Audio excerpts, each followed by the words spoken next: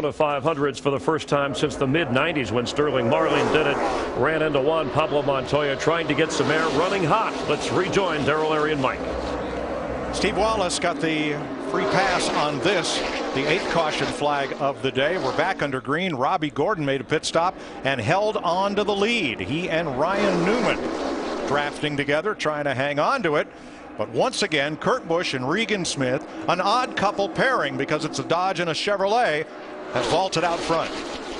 But they've been this way throughout practice. They did it all day long in the Gatorade Dual qualifying race on Thursday, and he knew he had a great partner there. Yeah, they have a lot of confidence in each other, and Regan's a good kid. He's a good player. And watch at the bottom of your screen, the 88 and the 14 have found each other. Stewart and Earnhardt Jr. were talking on the radio about linking up, hooking up, and trying to get to the front.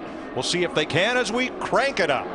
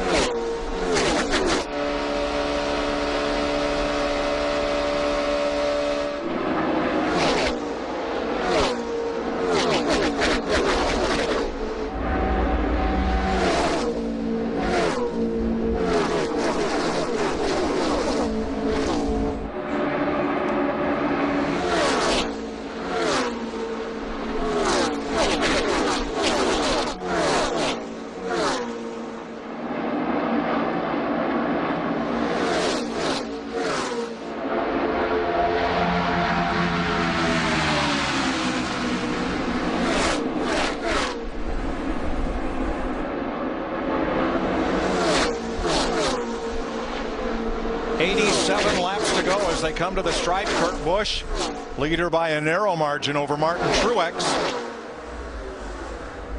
2 by 2 by 2 by 2 because the new surface at Daytona International Speedway smooth enough, no bumps, no whoops, so that one driver can push another and have the advantage of 2 cars worth of torque and horsepower to make them much faster than any single car could be by itself. Yeah, there's so many things you don't have to worry about. Don't have to worry too much about handling. The track is fixed that with the new surface. Don't have to worry about tires. Goodyear fixed that with the great tires, and here we are 3 wide for the lead off turn 4. Bowyer up the middle. Truex on the high side. Busch on the bottom.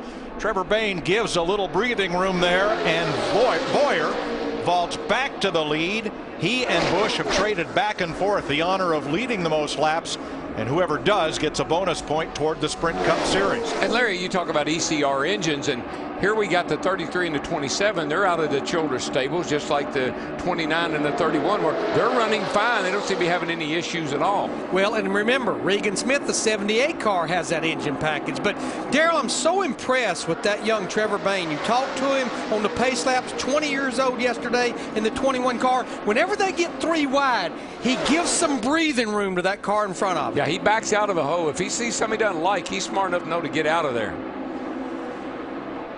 Kurt Busch trying to lead this lap. Robbie Gordon on the outside with Joey Logano, and Busch leads another one. This may not be the most physically demanding race of the year, but it is certainly the most mentally taxing. We asked last year's winner Jamie McMurray about that.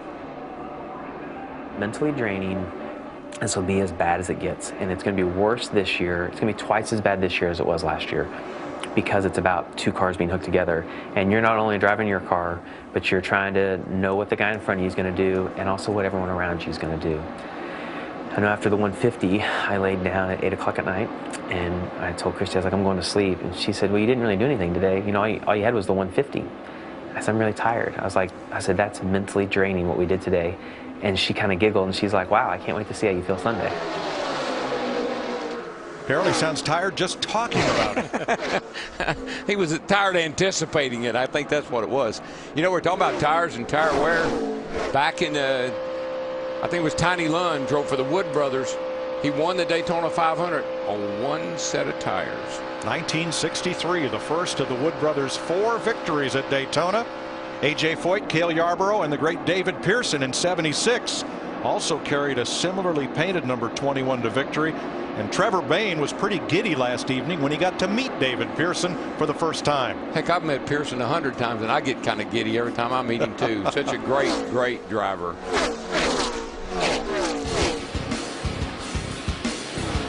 Kurt Busch, Regan Smith, Clint Boyer, Paul Menard, Robbie Gordon out front in the Daytona 500 on Fox.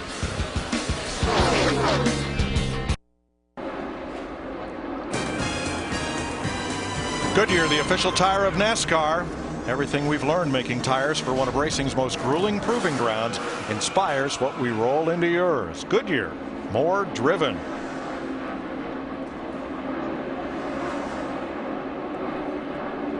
Martin Truex, Trevor Bayne out in front of Kyle Busch, Joey Logano, Mark Martin, Ryan Newman.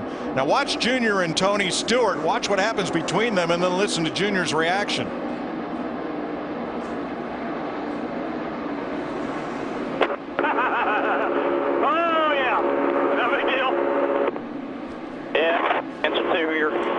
I got to get some more air here. No pressure, clear by about 20 back there. Clear by 20. These two are the best of friends racing nose to tail. Stewart finished second to Dale Jr. in the 500 in 2004, and they are favorite drafting partners in the Saturday races here. We need to get back away from him, let him get slowed down, and then we need to smoke by him and get on. Right in. So they're just talking strategy. Get off of him, get a good run, and just go blowing by. And that's what the plan was. But Junior, I've heard him say all race long here, I don't want to be up there in all that fray right now. I want to be back here where I got a little bit of a safety zone. But they're back in 16th and 17th, Larry. Name me another sport where you communicate strategy with the guy you're trying to beat for the biggest event of the year. I mean, we're seeing it all over this racetrack all day long. I mean, you steal signs in baseball, you get a pitch in the ear. Sure. Oh, you'll play nice right now. I wouldn't depend on it at the end of the day. We talked earlier about Regan Smith, who has been with the leaders all day. Now his number 78 is out of that lead pack and back at 8th place. Steve? And Mike, Larry just talked about the understand the caution out. Back to you, Mike. Yellow flag as Travis Kvapil limps onto pit road. And back to Steve. And Mike, you were just talking about Regan Smith in the 78 and the fact that they have an engine program with ECR. They just told Regan, do not run part throttle. Repeat, no part throttle, and that comes from the engine department. And what that does is when you're part throttle, it leans the engine out. If you're wide open, you're sucking max fuel. When you got it part throttle, the engine wants to detonate. It doesn't have a good flow of fuel going into it, and it'll cause it to burn a piston. And that's why I go back to what Darrell said earlier. The guy that's up there by pushing, he can't roll out of the throttle. The guy in front needs to do that trail braking, but stay wide open on the throttle. And Darrell, let's don't forget, we're racing a new fuel today. This is the hottest temperature we've seen all week long. And you know how when you start trying to fine-tune these race cars, if you get the timing in the mixture a little off because of the heat temperature, and plus the engines maybe run a little warmer, all of these things could be a mixture for disaster, is about what it works out to be. I think you're right, Jeff, and I think this, again, it's hotter today, and it's been a whole week, and I think it's kind of catching some of these guys out just a little bit on their engine tuning. So with 76 laps to go, they'll open the pits for fuel and tires if needed, and there'll be at least one more pit stop in this race. Next Sunday on Fox, the Subway Fresh Fit 500. We go from Daytona to Phoenix, and the 1 Mile Phoenix International Raceway in the desert. So here they come for what could be the next to last pit stop of this Daytona 500. Steve Burns. Mike, DW just talked about the increased temperature here. Clint Boyer said, man, please give me a cold water. They're also going to go fuel only for Clint Boyer, Dick. Martin Truex is going to pit. He's not going to